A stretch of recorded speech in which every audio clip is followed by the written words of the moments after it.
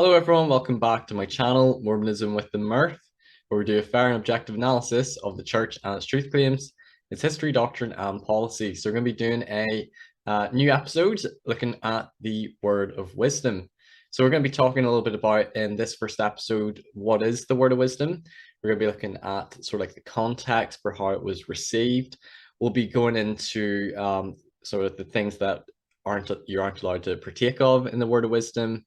Was it a strict commandment when the revelation was first given? We're going to be having a look at hot drinks and strong drinks. So tea, coffee, alcohol. And Joseph Smith, did he keep the word of wisdom during his lifetime? In the next episode, we'll look at some of the developments of the word of wisdom. We'll also talk about the influence of the temperance movement and the impact that had upon Joseph Smith receiving the revelation for it. And we'll also be talking about when it was then made a strict commandment and part of temple, in order to go to the temple, a test of fellowship, was your obedience to the word of wisdom. And again, I'm going to try to look at maybe arguments from critics, apologetic and faithful responses as well, and just talk more about the sources and the historical evidence. So this will be a fun one. I'm going to start with, we're going to watch a video by the Church History Department, because for members who aren't really aware of Beyond D&C 89, some of this might be new to you, but the church acknowledges this now on their website, and this is by the Church History Department, and they're going to talk a little bit about the historical context and the development of the word of wisdom. So let me get that loaded up. Okay, 1 second. Many people know that Mormons don't use coffee, tea, alcohol, tobacco, but they may not know that practice begins in a document that we call the Word of Wisdom. What can you tell us about the origins of the Word of Wisdom? Well, the Word of Wisdom was born in Newell K. Whitney's store in Kirtland, Ohio, during a meeting of the School of the Prophets. The School of the Prophets was like a missionary prep academy. They were meeting in the winter before they went out in the spring on missions. And during one of their meetings, Joseph Smith came out of his translation room and he said, "I just received this revelation." And it was the Word of Wisdom. And he read it to them, and they were very enthusiastic. They started making their own copies and disseminating those copies around town, and people immediately started complying. They gave up alcohol, tea, and coffee right away, a lot of them. That enthusiastic compliance wavered with time. Kate, you know the famous story about Emma objecting to the tobacco spit and smoke that filled her house, which was in the building where they met. But there was a lot more going on beside that to catalyze this revelation. What were some of the other things that led to it? In a way, it was God responding both to Emma's individual concern and to the concerns of the broader American culture. They talked a lot about what was good for you and what was bad for you. So this revelation didn't come out of a vacuum. These were questions that were very live. It's surprising to some people to learn from Joseph Smith's history or his journal that he drank occasionally, even after the Word of Wisdom, or that his wife Emma took tea, or that Brigham Young took years and years to get over a tobacco habit. What do you say to help people understand those kinds of things? Well, the process of identifying what it meant to live the Word of Wisdom was a long one. The way we understand it today didn't really become a concrete understanding until 100 years after that revelation was received. So for saints around the time of Joseph Smith, they might have thought, well, I won't drink excessively, and that's honoring the Word of Wisdom. And you have to remember, it says in the Revelation, it's to be received as good advice, not as a commandment. And so initially, that's the way people related to it. Kate, it seems to me that the Word of Wisdom is a really good example of the idea of revelation coming line on line and precept on precept. An example of Elder Bednar's analogy of revelation sometimes being like turning on a light switch and filling the room with light in an instant, and at other times, the gradually rising sun that displaces the darkness over time. What can you say about how the Word of Wisdom functions like that? That's a great way to think about it. We know that people really, they felt they should live it. It wasn't as the Revelation says, wasn't given as an immediate commandment, but more as good advice. But they still felt that it was important. And they tried and they failed, and some people tried and succeeded, but it was something they really wrestled with. We know that even in the 1880s, members of the Quorum of the 12 said, we are recommitting ourselves to live this revelation. We know that Brigham Young himself wasn't able to finally kick tobacco thoroughly until the 1860s. So it's something people took seriously, but they struggled with. So it wasn't really until Heber J. Grant was the prophet, and with his prophetic mantle, defined for us what it meant to have a minimum compliance of following the word of wisdom in order to be able to go to the temple. He did this in the 1920s and said you need to abstain from coffee, tea, alcohol, tobacco to attend the temple. And then they still weren't quite getting it, so he did it again in the early 1930s. He said, no, really, you abstain from this in order to be able to go to the temple. And that's when it really started to take hold. Kate, I think if I had lived in the 19th century, I may well have been addicted or troubled by some of those substances. But as it is, I've been taught the word of wisdom my whole life, and they haven't been a problem to me. I'm grateful for the word of wisdom being given as a forewarning, as it says. And you've got really terrific insights about how it's blessed people as well. Will you share those with us?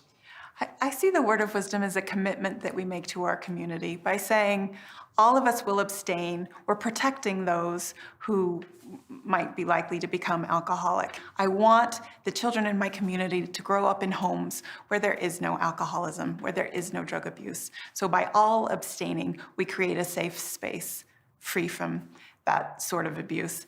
It's a beautiful way that I feel the word of wisdom contributes to the give and take and the sacrifices we make as members of God's community.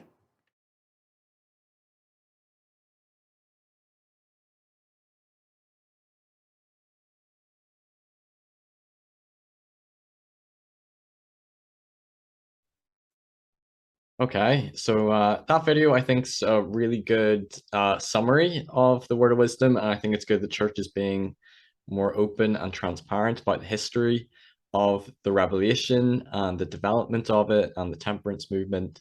Just want to give my condolences to Kate Holbrook, who recently passed away this year, and also Stephen C. Harper, who I had a really great interview and discussion with on the First Vision. Go and check out our interview with them, great historians. So really quickly, what the church has to say. So what is the word of wisdom? It was a revelation given through the prophet at Kirtland, Ohio, February 27th, 1833. As a consequence of the early brethren using tobacco in their meetings in the School of the Prophets, the prophet was led to ponder upon the matter. Consequently, he inquired of the Lord concerning it. This revelation is known as the word of wisdom. Okay, so let's talk a little bit about specifically the word of wisdom. This is from the church website. Is a law of health revealed by the Lord for our physical and spiritual benefit. In this revelation, which is recorded in section 89 of the Doctrine and Covenants, the Lord tells us which foods are good for us to eat and which substances are not good for our bodies. He promises spiritual and physical blessings for obeying the word of wisdom. In the word of wisdom, the Lord commands us to not take the following substances, that's a hard word, into our bodies. So alcoholic drinks, we'll come back to that one because it says that strong drinks are not good, but it does sort of allow wine and beer, but we'll come back to that. Tobacco, tea and coffee, which has been interpreted and taught by Latter-day Prophets as hot drinks. That's their interpretation. I think drugs as well have been added in that aren't prescribed by a doctor. Blessings from those who keep the word of wisdom. So in Doctrine and Covenants 89, it says, all saints who remember and keep and do these sayings, walking in obedience to the commandment, shall receive health in their navel and marrow to their bones. They'll find wisdom and great treasures of knowledge, even hidden treasures. They'll run, not be weary, walk and shall not faint. I, the Lord, give unto them a promise that the destroying angels shall pass by them as the children of Israel and not slay them. So the best course is to completely avoid the substances that the Lord prohibits in the word of wisdom. But if you have become addicted to any of these substances, you can become free from your addiction. You can overcome addiction through personal effort, the enabling power of the Lord's grace, help from family members and friends, and guidance from church leaders. So the church would see it as it was a revelation given both for our physical health, but also for our spiritual benefit as well. Promises that if we're obedient, we'll have health and strength. also wisdom and spiritual treasures that will run and not be weary, and that the destroying angel will pass by us, similar to the destroying angel in when Moses told the children of Israel to, wipe blood of a lamb on their doors so that destroying angel would pass by them. So it was sort of an act of obedience and setting them apart from the world. So the catalyst for the revelation, we're going to talk about the temperance movement more in part 2, but it was in the social climate in the early 1830s. Joseph Smith started a series of formal classes called the School of the Prophets. This school was an assembly of church leaders who met to discuss and instruct one another in the theological and secular learning, such as religion, economics, philosophy, and civic matters. But the attendees frequently smoked, chewed, and spat tobacco, all in the space where Joseph Smith taught the school and recorded revelations. In addition, Emma Smith was left to clean up the mess, and she was disturbed by the men's actions. She spoke to Joseph about it. Joseph inquired of the Lord and received the revelation known as the word of wisdom. Now, they did acknowledge in the video that it didn't happen in a vacuum, the revelation. This was probably a catalyst for it, but the temperance movement was as well, which we'll talk about more in a following video. There is this interesting statement about the origin of the revelation. It's late, and I believe it's secondhand from David Whitmer, but it says some of the men were excessive chewers of the filthy weed, and their disgusting slobbering and spitting caused Mrs. Smith to make the ironical remark that it would be a good thing if a revelation could be had declaring the use of tobacco a sin and commanding its suppression. The matter was taken up and joked about. One of the brethren suggested that the revelation should also provide for a total abstinence from tea and coffee drinking, intending this as a counter dig at the sisters. I guess I would find this maybe slightly troubling if that was the conversation that happened, and if that's what triggered then Joseph to get the revelation. It just so happened to include what Emma was saying and what apparently the brethren were saying as a dig to the sisters, but I don't know how true this account is. But in Doctrine and Covenants 89, it says that it's a word of wisdom to be sent by greeting, not by way of commandment or constraint, but by revelation and the word of wisdom, showing forth the order and will of God in the temporal salvation of all saints in the last days, given for a principle with promise. It's interesting because we follow the word of wisdom. It's a commandment in order to get a temple recommend, and I believe to be baptized as well, you must commit to obey the word of wisdom, which means to not partake of alcohol, drugs, smoking, tea, or coffee. But in the Revelation, it says that it wasn't by way of commandment or constraint, but a sort of a word of wisdom or advice or counsel from the Lord. That was the interpretation of the time. It was often thought of as, again, not a binding commandment necessarily on them, but a principle, a divine recommendation. But again, not held to the standards it is today. There are lots of problems with water. Alcohol was sometimes used to help with that, as well as medicine practices that were sometimes used as well. And then tobacco was used for toothaches, other medical practices. It's from Latter-day Saints Q&A. So they acknowledged that it wasn't a binding commandment on the saints, more of a divine recommendation. So the question is, well, why did it later become a commandment if it wasn't a strict commandment originally in the Revelation? We'll talk about that later on. So as these verses indicate, when the word of wisdom was originally given, it was not interpreted as a binding commandment for the church. Observance of the word of wisdom varied during the lifetime of Joseph Smith, but over time, the leaders of the church gradually elevated the word of wisdom in importance to today's expectation, which is completely abstaining from alcohol, tobacco, coffee, tea, and harmful drugs. President Joseph F. Smith explained why God implemented the word of wisdom in this measured, careful way.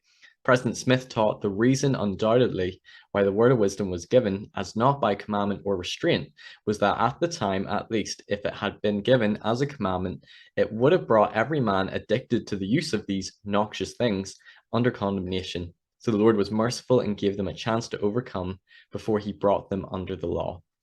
So according to this quote, when the word of wisdom was originally given, it was not a strict binding commandment, but over time, gradually, by implementation of future prophets, that they then made it a strict commandment, and we'll talk a little bit more about that. And President Joseph F. Smith gives a reasoning that at the time, because they were using these substances, that they wouldn't have been able to obey it. And then the revelation or the implementation came, gradually, line upon line, is their interpretation. In 1870, Brigham Young emphasized that this was not a commandment from God. He says, the observance of the word of wisdom or interpretation of God's requirements on the subject must be left partially with the people. We cannot make laws like the Medes or the Persians. We cannot say, you shall never drink a cup of tea, or you shall never taste of this, or you shall never taste of that. It's funny, I actually like that quote from Brigham Young. Don't always like everything he said, but I like that quote, that they don't want to be really strict and say you can't have a taste of this or a taste of that. So it wasn't a strict law. And in 1898, the First Presidency noted that bishops should not withhold temple recommends based upon the word of wisdom. So just before the turn of the century, the First Presidency and Council of the 12 discussed the word of wisdom. President Woodruff said he regarded the word of wisdom in its entirety as given of the Lord for the Latter-day Saints to observe, but he did not think that bishops should withhold recommends from persons who did not adhere strictly to it. So even by the state, keeping the word of wisdom was not a point of fellowship. You could still have a temple recommend if you didn't obey, though the leaders remained clear that it was a true doctrine from the Lord. So they believed it was true doctrine and revelation from the Lord, but they didn't believe it had to be followed as a strict commandment, and you could still go to the temple even if you didn't follow it perfectly. So continuing revelation, this would be sort of the church's position on the changes to the word of wisdom, going from not a strict commandment to a strict commandment. So early Latter-day Saints were not under the same requirements for the word of wisdom as today's saints are. Observance of the word of wisdom has changed over time due to an ongoing revelation from modern prophets, who put greater emphasis on certain elements of the revelation originally given to Joseph Smith. Early Latter-day Saints were not under the same requirements as today's saints are. Latter-day Saints believe that the Lord reveals his will to men, line upon line, precept upon precept, and that revelation continues as circumstances change. So, question, did Joseph Smith obey the word of wisdom? Whenever I first encountered things to do with church history, one of the very first things, whenever I talked to a family member about some of her concerns with the church, one of the very first things she said to me was, Joseph Smith drank wine in Carthage jail. And I remember thinking, I was like, no, he didn't. I'm like, where are you getting that information from? That's nonsense. That's all anti-Mormon lies. There's no way that happened. And I was completely unaware. And she showed me this quote, and I remember it was from the History of the Church. So I'm just going to read this. So the truth is that the early church members almost all drank, including Joseph Smith. In fact, Joseph Smith drank wine on the day he died, which was a full decade after the word of wisdom was recorded. As John Taylor recalled, sometime after dinner, we sent for some wine. It has been reported by some that this was taken as a sacrament. It was no such thing. Our spirits were generally dull and heavy, and it was sent for to revive us. I think it was Captain Jones who went after it, but they would not suffer him to return. I believe we all drank of the wine and gave some to one or two of the prison guards. Even 3 years after this revelation, Joseph Smith did not seem at all hesitant to drink alcohol. This comes from the History of the Church. We then partook of some refreshment. Our hearts were made glad with the fruit of the vine. This is according to the pattern set by our Savior himself, and we feel disposed to patronize all the institutions of heaven. So Joseph Smith did partake of wine. He did drink wine occasionally. And there's even in Joseph Smith's journal that he drank a glass of beer. The reality is that Joseph Smith claimed to receive the word of wisdom and yet continued to drink until his death, even to the point of writing down in his journal that he stopped for a glass of beer.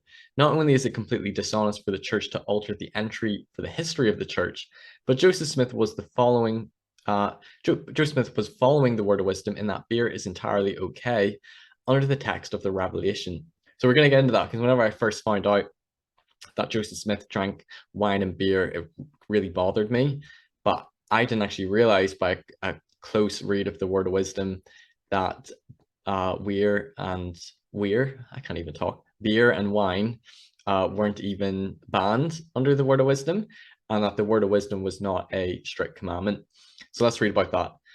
So strong drinks. The term strong drink certainly included distilled spirits, such as whiskey, which thereafter the Latter-day Saints generally shunned. They took a more moderate approach to milder alcoholic beverages like beer and pure wine, of the grape of the vine of your own make. The comment about strong drink was really interpreted at the time as liquor, whiskey, hard liquor, distilled spirits.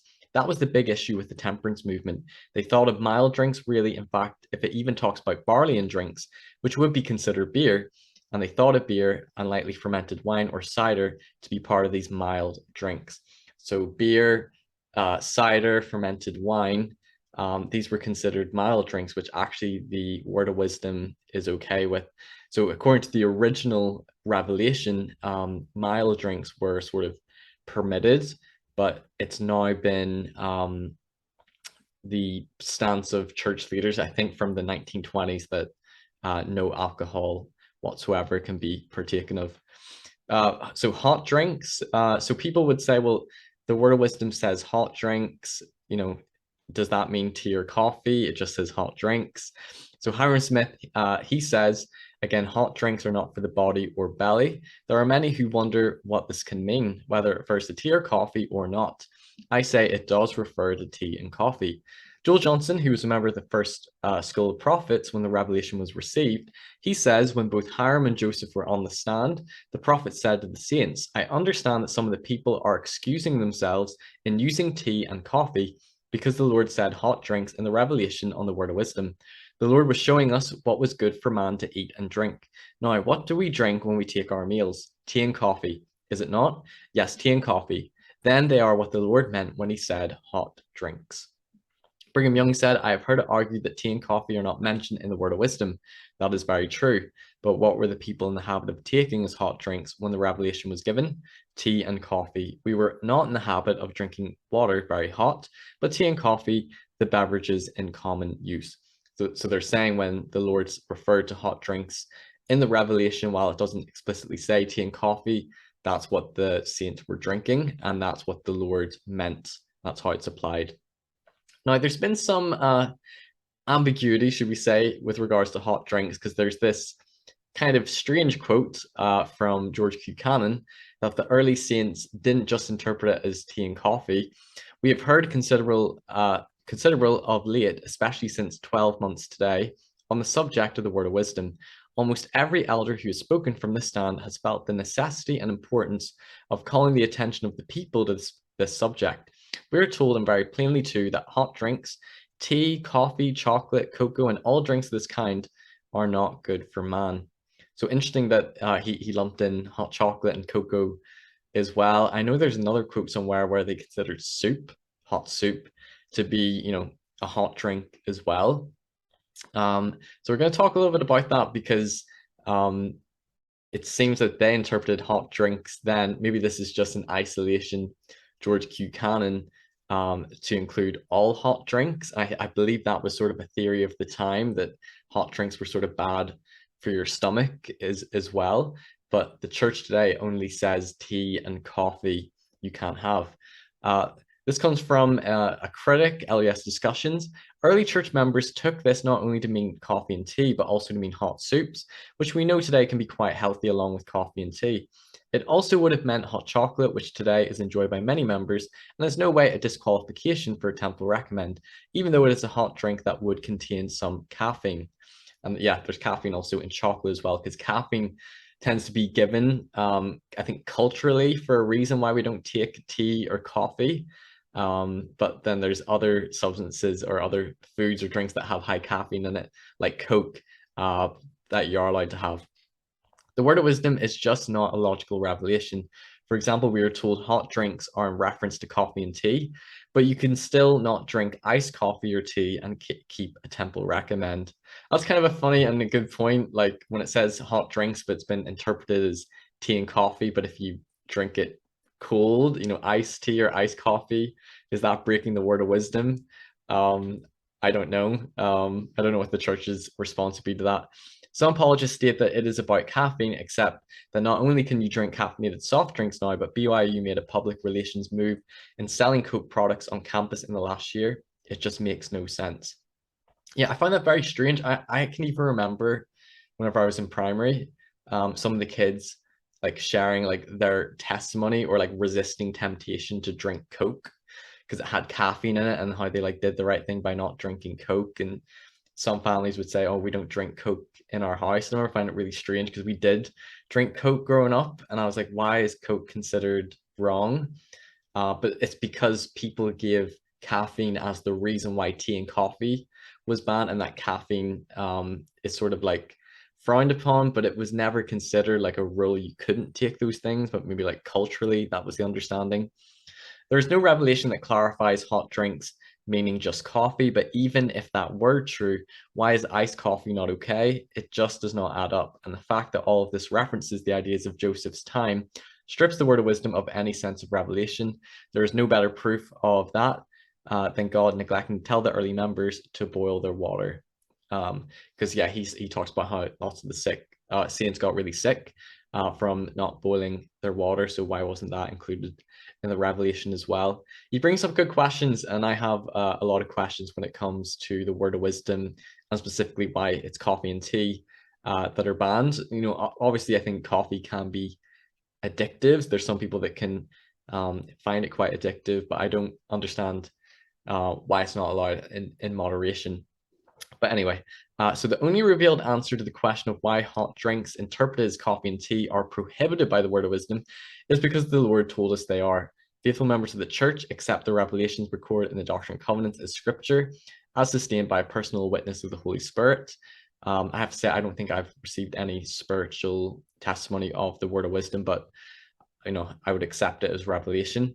Some members have pointed out that caffeine is contained in both coffee and tea, and this substance has potentially harmful effects. While the only official application of the term hot drinks is to tea and coffee, an official statement of policy from the First Presidency is available in which the use of any habit-forming drug is discouraged.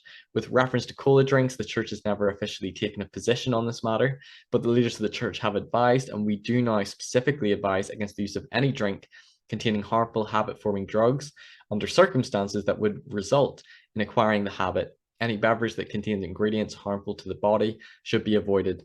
Such principles have led some members to include other caffeine-contained substances, such as cola drinks, in their application of the word of wisdom. Cola products does not result in restriction of church privileges, while the use of coffee, tea, tobacco, alcohol, or illicit drugs certainly would. And so I'm all for, you know, healthy diet and avoiding things which are harmful. I used to work on night shift, and I used to drink a lot of energy drinks and Monster, and those things definitely are quite bad for you. And I think it's good that they're discouraging any harmful substances. But the differentiation is that tea and coffee, as Fair Latter-day Saint says, will cause a restriction of church privileges, while you could drink loads of Coke or energy drinks or eat loads of meat, and it could be really unhealthy for your body as well. But those things wouldn't stop you from, you know, going to the temple, but coffee and tea or alcohol would. So apologist position. So Mormons don't drink tea regardless of temperature because they believe God's prophet, and the authoritative interpreter today says don't drink tea. It's a sign of covenants and promises they have made. When someone makes a promise to another, they want to uphold that promise. Keeping promises is a sign that someone loves the person and that they promise something to. Latter-day Saints have promised God that they will obey the word of wisdom. In exchange, God has promised that he will provide health to them, that he will count them as among his people. Latter-day Saints thus count keeping the word of wisdom as a moral issue because they follow Jesus' ethic of loving God with all your heart, might, mind, and strength by keeping his commandments and loving their neighbor as themselves. Members of the church do not follow the word of wisdom strictly because of health reasons, but because God, speaking to prophets, has given these instructions to his people today as a social identifier. Sort of going back to like it sets them apart, sort of like their mark, you know, like putting the lamb's blood on the door by obeying the word of wisdom. I do have I guess some pushback or some issues with it that you know, I understand they're saying that it's a commandment and we're to, you know, obey the commandments, and that's how we show our love for God, is by keeping the commandments, and that's part of our like promises to him. But I think if I were to put on my critical hat, it wasn't given as a strict commandment in the first place, and you could say it was just an adjustment of policy making it a strict commandment. But was it ever a strict commandment from God in the first place. Now, people would say, well, hot drinks came from the temperance movement. It's a long quote, so I'm just going to read the second half of it. We're going to talk more about the temperance movement in the next episode.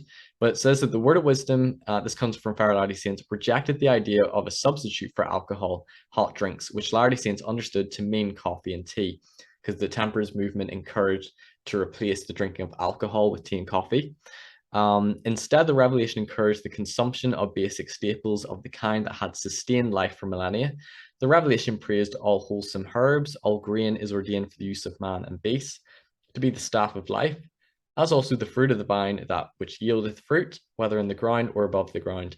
In keeping with an earlier revelation endorsing the eating of meat, the word of wisdom reminded the saints that the flesh of beasts and fowls were given for the use of man with thanksgiving, but added the caution that meat was to be used sparingly and not to access or in excess. That sums up today's episode part 1 of the Word of Wisdom.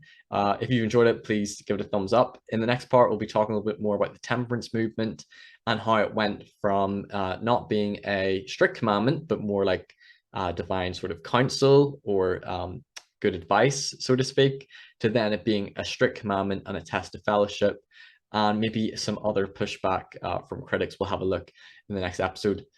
So if you've enjoyed this, please give it a thumbs up. Please like, share, and subscribe to my channel, Mormonism with the Murph. You can follow me on my Facebook page, Mormonism with the Murph, to get updates. Also, these videos are on audio form. Check out Spotify and Anchor.